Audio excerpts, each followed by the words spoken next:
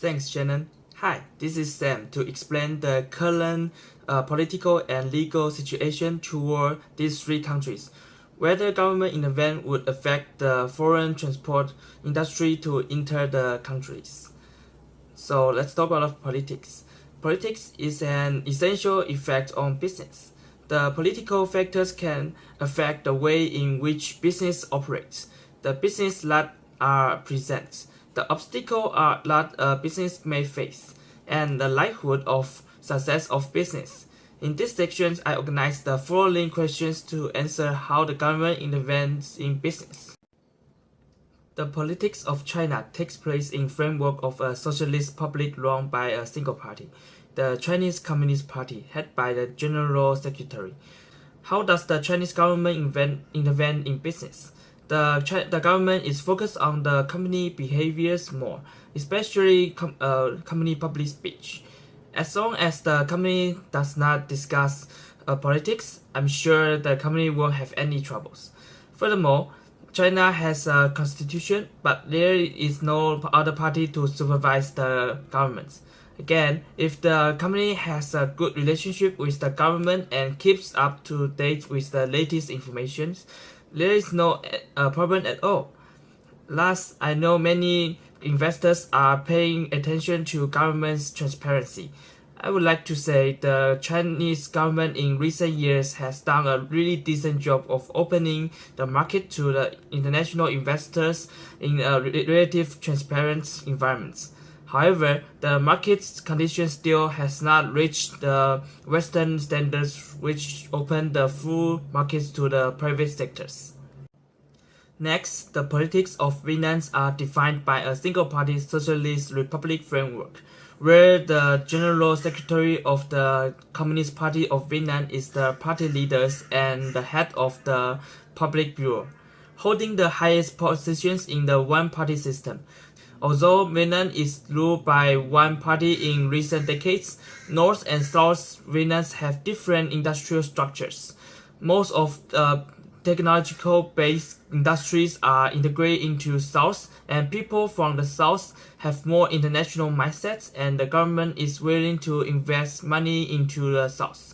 In terms of government interventions in business, the Vietnamese government would leverage the bureaucratic manners to control business. For example, if a company wants to expand its markets, the managers not only need to have a good relationship with the officials, but also needs to give them some sort of benefits. Moreover, this was surprising as Vietnam has made significantly efforts in its fight against corruption since 2016. The corruption in Vietnam is no longer a phenomenon in everywhere, but still have a lot of space to improve political behaviors. Next, the politics of the Republic of Korea takes in place in the frameworks of the Presidential Representative Democratic Republic, whereby the president is the head of states and of a multi-party system. The judiciary is independent of the executive and the legislature and comprise a Supreme Court and a Constitution Court.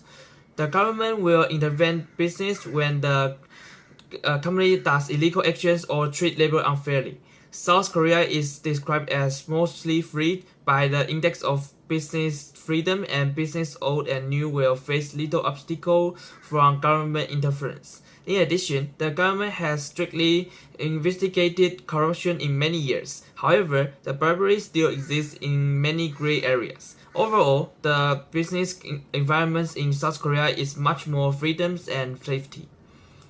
The next factor is the legal. The legal system of the country is significantly important to international business. Difference in legal system can affect the attractiveness of the country as a market or investment site. A country's law regulates business practice, defines business politics, rights, and obligations involved in business transactions. The Chinese car import tariffs is around 25% but rise to 40% after trade war only for America, but may affect Australia in future. The government subsidizes new energy cars such as Tesla. There is no limitations of import, but the market is competitive. Only allow RMB for transactions, and government requires joint ventures with local car company. Vietnam has very high tariffs for car, but government is reducing car tariffs each year. There is no limitations of import and allows other currency like US dollars. The only requirement is to hire local people. South Korea tariffs is between 5% to 20%. The government subsidizes new energy cars because they want the country be more environmental friendly. People mainly use Korean won but accept US dollars. International company cannot exceed the market share percentage of local companies.